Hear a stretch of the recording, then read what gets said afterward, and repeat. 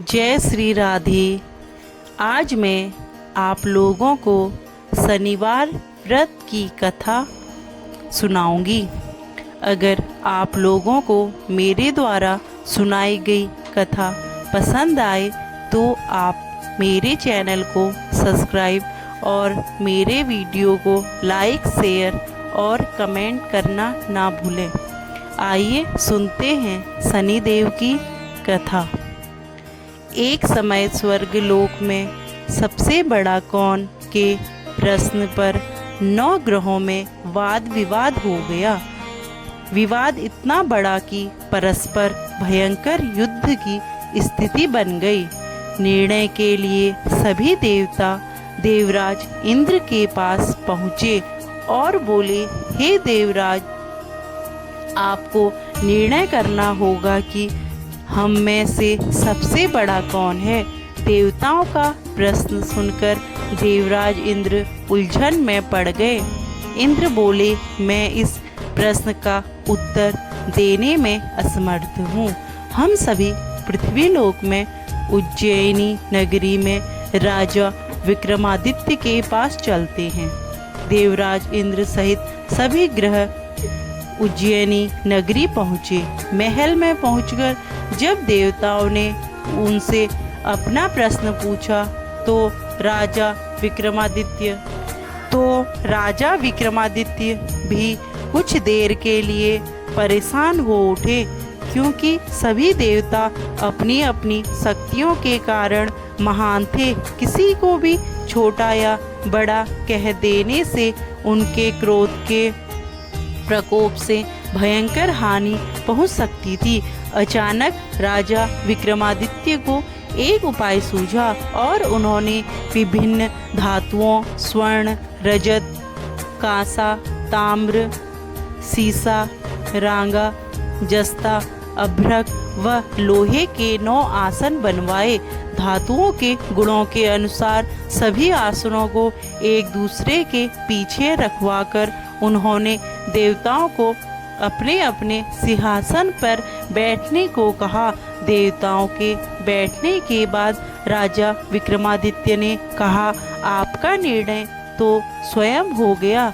जो सबसे पहले सिंहासन पर विराजमान है वही सबसे बड़ा है। राजा विक्रमादित्य के निर्णय को सुनकर शनि देवता ने सबसे पीछे आसन पर बैठने के कारण अपने को छोटा जानकर क्रोधित होकर कहा, राजा विक्रमादित्य, तुमने मुझे सबसे पीछे बैठाकर मेरा अपमान किया है। तुम मेरी शक्तियों से परिचित नहीं हो। मैं तुम्हारा सर्वनाश कर दूंगा।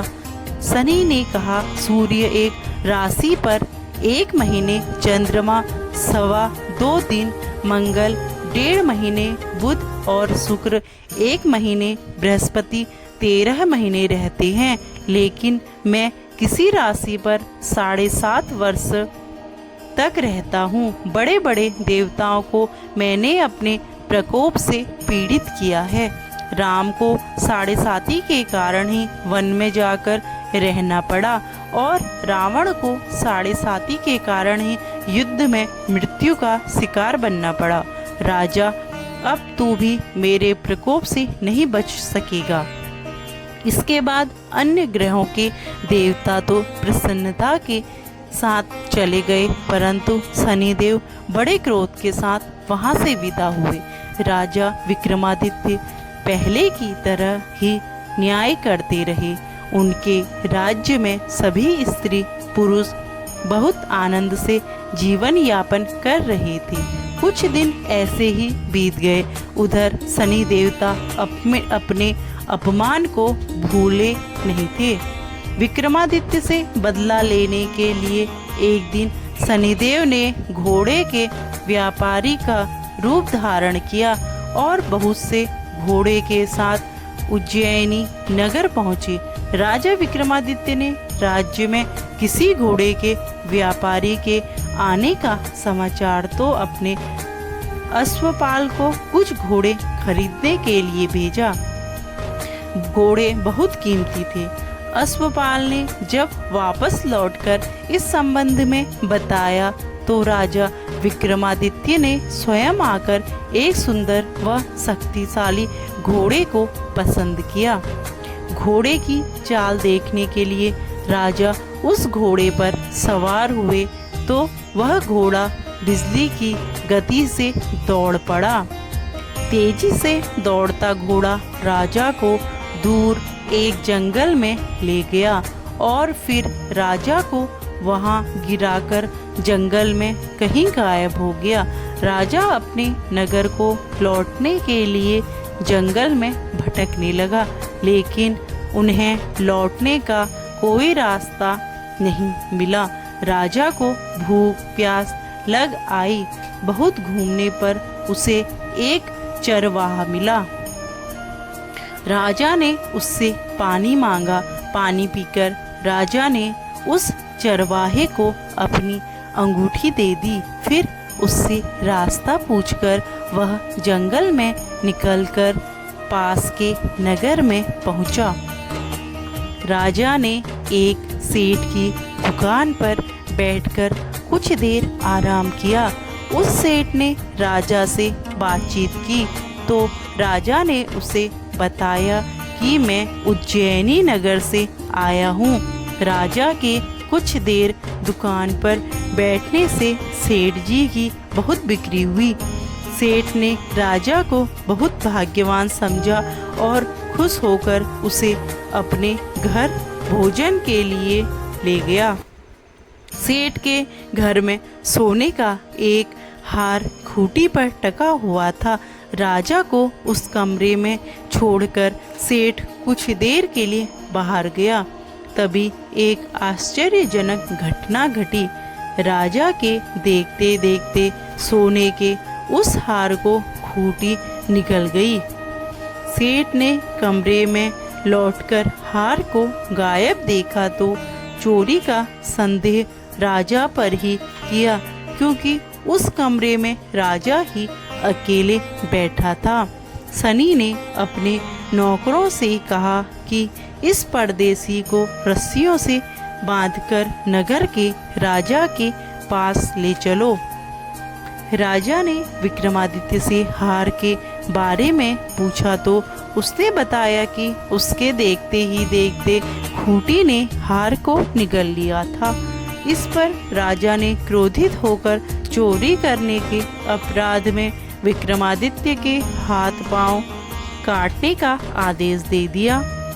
राजा विक्रमादित्य के हाथ पांव काटकर उसे नगर की सड़क पर छोड़ दिया गया।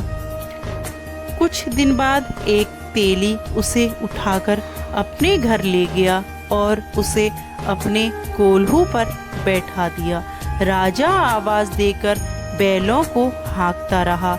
इस तरह तेली का बैल चलता रहा और राजा को भोजन मिलता रहा। शनि के प्रकोप की 7.5 पूरी होने पर वर्षा ऋतु प्रारंभ हुई। राजा विक्रमादित्य एक रात मेघ मल्हार गा रहा था कि तभी नगर के राजा की लड़की राजकुमारी मोहिनी रथ पर सवार उस तेली के घर के पास से गुजरी। उसने मेघ मल्हार सुना तो उसे बहुत अच्छा लगा और दासी को भेजकर गाने वाले को बुला लाने को कहा। दासी ने लौटकर राजकुमारी को अपंग राजा के बारे में सब कुछ बता दिया। राजकुमारी उसके मेघ मल्हार से बहुत मोहित हुई, अतः उसने सब कुछ जानकर भी अपंग राजा से विवाह करने का निश्चय कर लिया। राजकुमारी ने अपने माता पिता से जब यह बात कही तो वे हैरान रह गए। रानी ने मोहिनी को समझाया, बेटी तेरे भाग्य में तो किसी राजा की रानी होना लिखा है, फिर तू उस अपंग से विवाह करके अपने पांव पर कुल्हाड़ी क्यों मार रही है। राजकुमारी ने अपनी जिद नहीं छोड़ी। अपनी जिद पूरी कराने के लिए उसने भोजन करना छोड़ दिया और प्राण त्याग देने का निश्चय कर लिया। आखिर राजा रानी को विवश होकर अपंग विक्रमादित्य ने से राजकुमारी का विवाह करना पड़ा। विवाह के बाद राजा विक्रमादित्य और राजकुमारी तेली के घर में रहने लगे।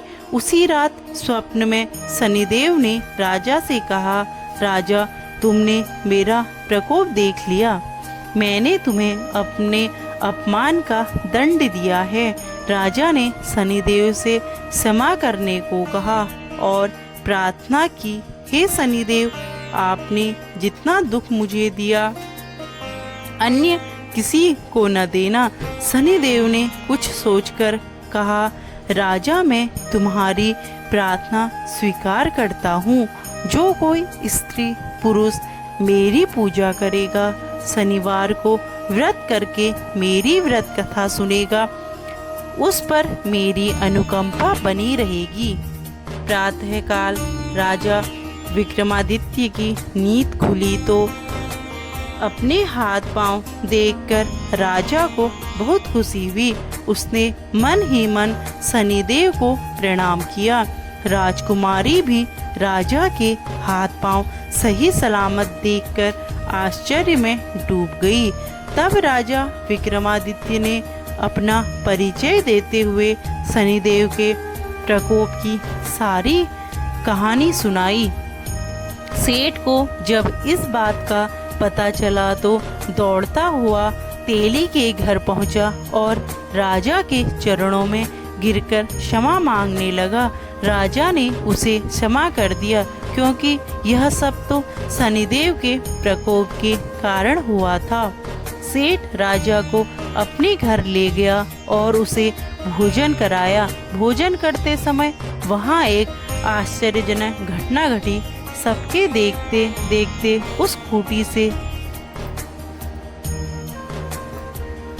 उस खूंटी ने हार उगल दिया। सेठ जी ने अपनी बेटी का विवाह भी राजा के साथ कर दिया और बहुत से स्वर्ण आभूषण, धन आदि देकर राजा को विदा किया। राजा विक्रमादित्य राजकुमारी मोहिनी और सेठ की बेटी के साथ उज्जैनी पहुँचे तो नगरवासियों ने हर्ष से उनका स्वागत किया। अगले दिन राजा विक्रमादित्य ने पूरे राज्य में घोषणा कराई कि शनिदेव सब देवों में सर्वश्रेष्ठ हैं।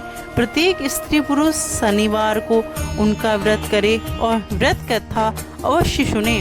राजा विक्रमादित्य की घोषणा से शनिदेव बहुत प्रसन्न हुए।